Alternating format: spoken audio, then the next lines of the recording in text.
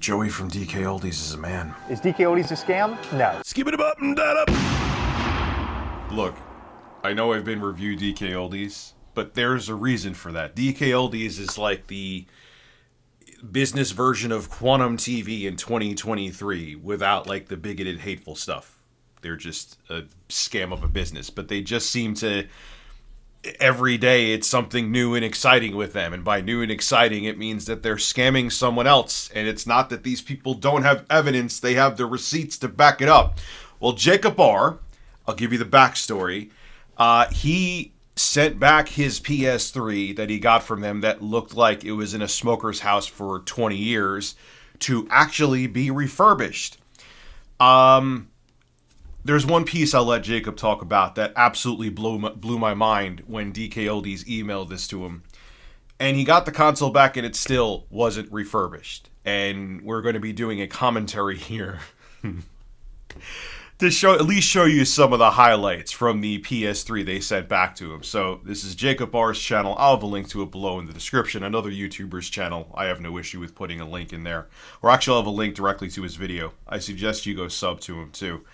Let's take a little look at this refurbished, allegedly. Like, he sent it back to actually be properly refurbished by DKOldies. Let's see what they did. Let's see the quality craftsmanship and workmanship that DKOldies does. Let's go. So DKOldies sent me a replacement console for the non-refurbished PS3 they sent me a few weeks ago. And in this video, we're going to open it up. We're going to take an in-depth look at it and see if they actually refurbished anything this time. I'll link the last video down below, but just for a quick recap, they sent me a filthy PS3 console, backwards compatible, and they also sent me a third-party controller, which is not compatible with PS2 games, which is pretty bad for a backwards compatible PS3. So we're going to see what they sent me this time. And before I open it up, I wanted to show you the email we sent them kind of asking for a new console. And so here it is. It said, "Hi, I ordered a PS3 from you guys last month and it was supposed to be refurbished. I've attached some photos of this PS3 and would like to return this console for one that is actually refurbished this time." Yeah, so we were a little bit sassy, but I mean, you guys saw the last console. It was disgusting. Now, this email is amazing. There's a key thing here that DKOldies said. You remember the stickers I showed on my console? And I'm like, oh, that must be some kind of joke, right? There's no way that DKOldies could say that. First off, in the States now, it's illegal to have those stickers, okay? The void warranty of stickers removed thing. Can't do that in the States. Other countries you can. In the States, you can't. But I thought those stickers were a joke. I'm like, you're not Sony. You're not Nintendo. You're not Microsoft. What? Really? And you're not even going inside of these things. Let's see the emails that Jacob R received. Watch this. And so here's the response they sent back. They said, "Hello, thanks for reaching out to me. Sorry to hear that you received your console in that condition." Then a few sentences about how to return it, whatever.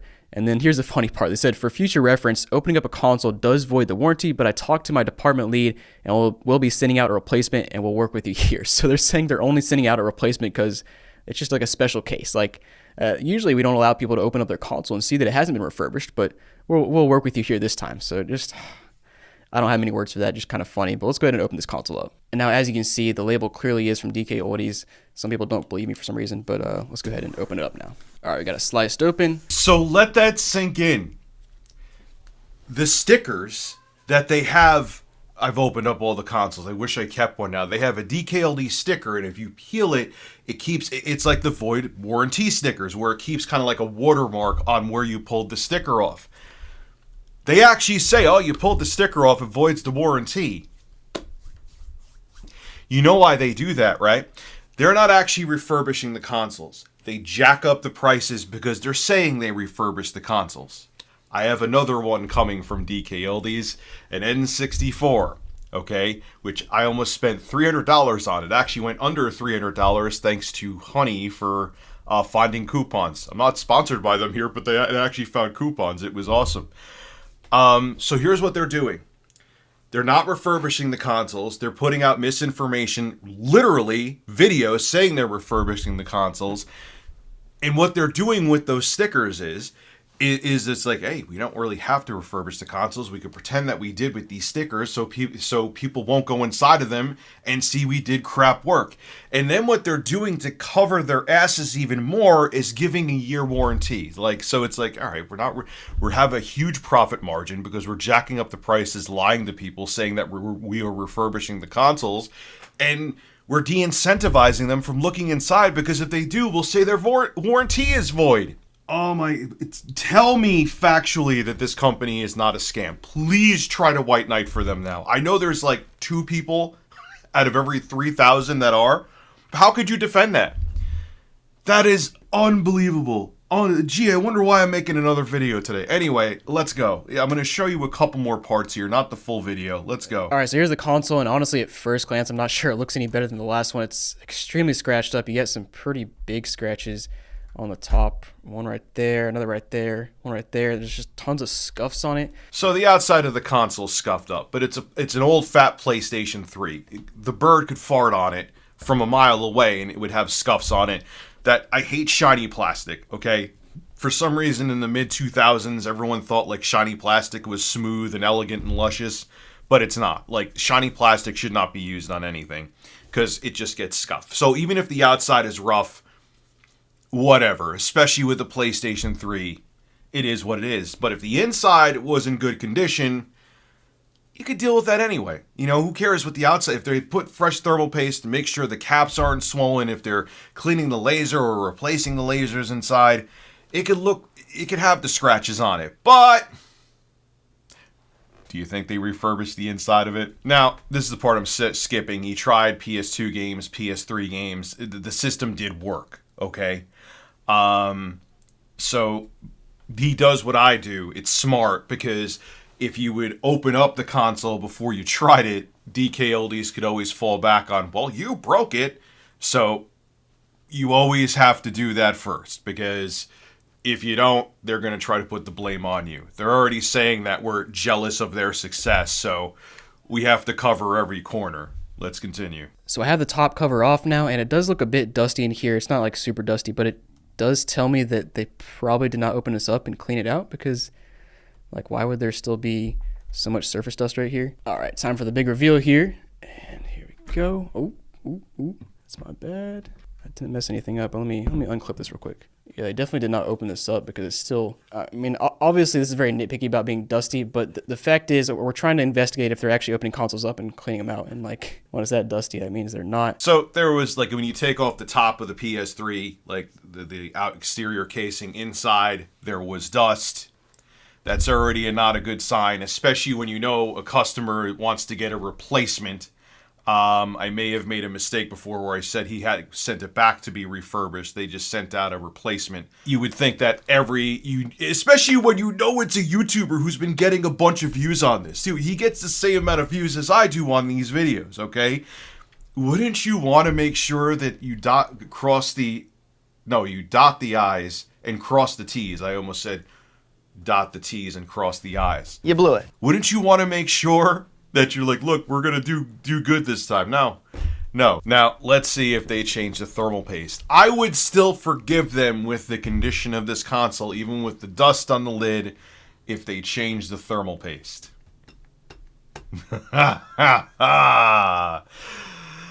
we go, I'm hitting the play button. All right, now let's pull this piece off, and there we go. So now we can see our thermal paste. Good stuff. It's just basically all gone. Like, oh man. You see, that stuff has been there since maybe this console was made in 2007, maybe 08, probably 2006. That is the original thermal paste. That stuff is way past expired. That's why there was just lukewarm air he was talking about coming out of the console when he was playing GTA 5 on it, because the thermal paste makes it so heat could transfer from the processor to the heatsink in a more efficient manner, because that's what helps it actually transfer the heat so it could be pumped out of your computer or your console or whatever the case may be.